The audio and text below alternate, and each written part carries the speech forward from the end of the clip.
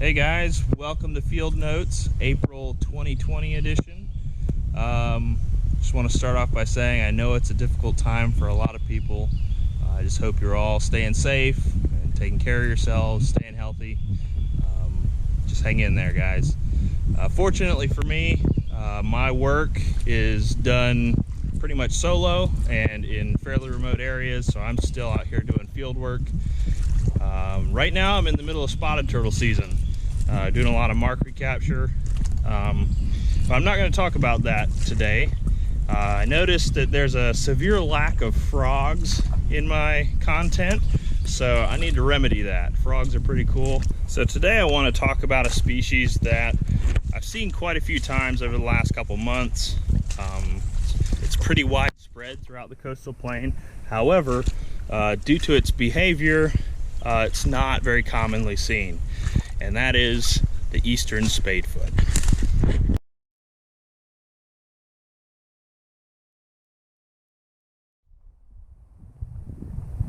So I'm here on the Orient Indigo Snake Preserve, and I'm standing at the edge of one of the ephemeral wetlands that we have on our property.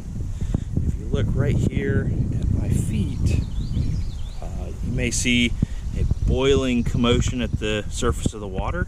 And what you're looking at is thousands of Eastern Spadefoot tadpoles. Eastern Spadefoots take advantage of these wetlands when they fill up typically in the winter or spring. So these large rain events trigger explosive breeding event. And all the adults will converge on a single wetland, and it may only last a single night or a couple nights if it's a really heavy rain. They'll lay thousands of eggs. A single female spadefoot can lay 2,000 to 5,000 eggs, and so the result is these schools of thousands and thousands, tens of thousands of tadpoles. I don't think this one's quite that big, but there's definitely several thousand right here. But these tadpoles are just simply voracious. I've heard them compared to locusts in these wetlands. They just move through in these large masses, just devouring all sorts of plant material and plankton. And they'll even scavenge on dead invertebrates, amphibian eggs. They'll even be cannibalistic. Pretty cool. And it's that voracious appetite that allows them to succeed in these wetlands that only stay filled sometimes for a couple weeks. In some cases, if they get enough food, Eastern Spadefoot tadpoles can fully develop from egg to small metamorph juvenile in just 2 to 3 weeks. So they don't need water for very long, and it's a really good strategy to have this many offspring, because if you have consecutive years that are kind of dry, and say wetlands dry up before you get before all the tadpoles can metamorph, well, you'll have a complete failed reproduction that year. But you get one good year where you get a lot of water, like this year, and you'll have thousands and thousands, tens of thousands of juvenile spadefoots emerging out of these wetlands and moving into the terrestrial habitat. So it's kind of a boom or bust reproductive strategy, and it seems to be working for them pretty well.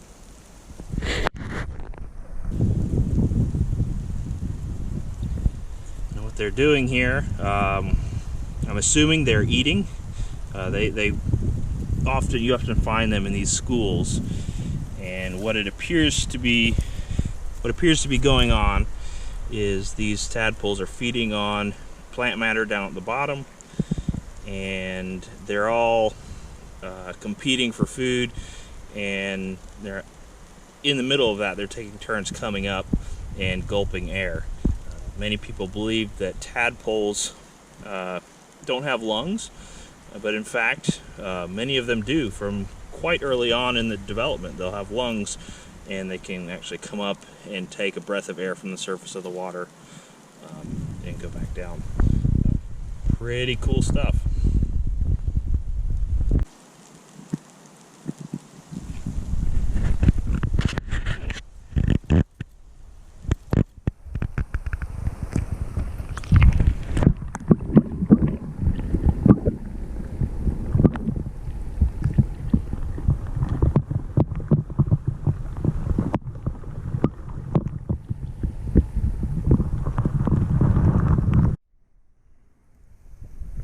see if we can get a couple of these tadpoles in hand, take a closer look. Ooh, this isn't gonna be hard at all. As you can see, these guys are pretty well developed already.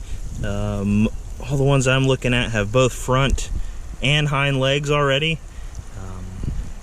I can even make out some pattern, some spots on the dorsal surface.